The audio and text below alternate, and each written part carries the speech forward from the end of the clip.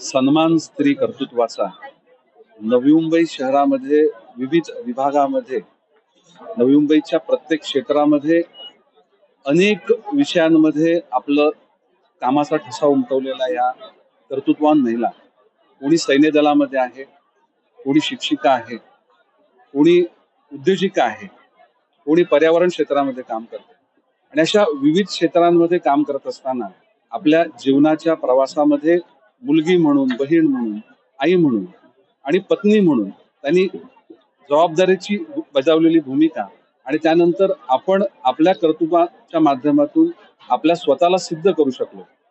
आपल्या अनुभवाचा फायदा हा आपल्या समाजाला झाला पाहिजे, आपल्या परिसराला झाला पाहिजे, आपल्या नवी मुंबई शहराला झाला पाहिजे. म्हणून या महिलांनी आपलं स्वतःचं कर्तृत्व सिद्ध करत असताना आपल्या स्वतःच्या अनुभवाच्या माध्यमातून समाजाला देखील काहीतरी देण्याचा प्रयत्न हा सातत्याने केला आहे आणि अशा महिलांचा सन्मान हा झालाच पाहिजे. खरं तर खूप मोठ्या संख्येनं आज या कार्यक्रमाला महिला भगिनी उपस्थित राहिला. खरं तर हा कार्यक्रम अजून मोठ्या सभागृहात घ्यायला हवा होता आणि ह्या महिलांच्या व्यतिरिक्त अनेक नवी मुंबईमध्ये अशा कर्तबगार महिला आहेत की ज्यांनी आपल्या कामाचा ठसा हा उमटवलेला आहे आणि आपलं काम फक्त यशस्वीपणे करत त्यांनी समाजाला देखील काहीतरी देण्याची धारणा ठेवलेली आहे आणि अशा महिलांचा सन्मान हा झालाच पाहिजे. आज या महिलांनी त्यांच्या मनोगतामध्ये व्यक्त केलेलं त्यांचे शब्द किंवा त्यांच्या भावना या देखील अत्यंत महत्वाच्या होत्या.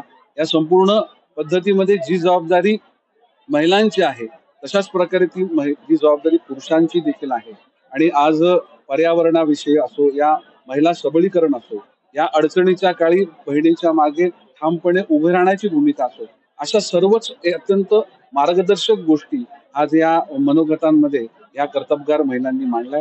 आज मला खूप आनंद आहे. खरं तर या कार्यक्रमाला आल्यानंतर सर्वच ठिकाणी महिला भगिनी, मातृशक्ती होती, महिला शक्ती होती, मला कुठेतरी हरवल्यासारखं वाटत होतं. म्हणलं आपण आज काहीतरी या कार्यक्रमामध्ये वेगळे आहोत का, परंतु जेव्हा चव्हाण मॅडमनी आज आणलेली राखी माझ्या हातामध्ये बांधली आणि एक जबाबदारी त्याने मला दिली की आज या नवी मुंबई शहरामध्ये सर्वच, म्हणजे मी फक्त आज प्रतिकात्मक म्हणून भाऊ म्हणून त्यांनी माझ्या हाताला राखी बांधली, परंतु नवी मुंबई मधल्या सर्वच युवकांनी, पुरुषांनी आज सर्व अडचणीच्या काळांमध्ये या महिलांच्या पाठीशी उभं राहायला पाहिजे.